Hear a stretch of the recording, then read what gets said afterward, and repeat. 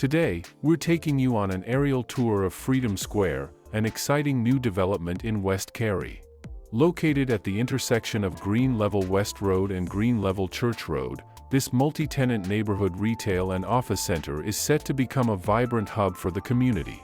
Our drone footage will capture the progress of this 30,000 square foot retail space, spread across 3 buildings.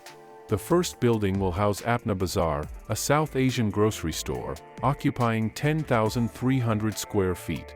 We'll also keep an eye on the remaining 2 buildings as they secure tenants and get ready to open their doors.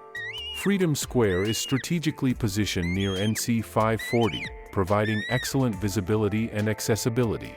The project is expected to be completed by October 2025, and it aims to cater to the growing needs of the surrounding community, which includes hundreds of new homes proposed and under construction nearby. Stay tuned for updates as we follow the construction journey of Freedom Square, showcasing the growth and development of this vibrant community. Don't forget to like, subscribe, and hit the notification bell to stay updated on all our latest drone adventures.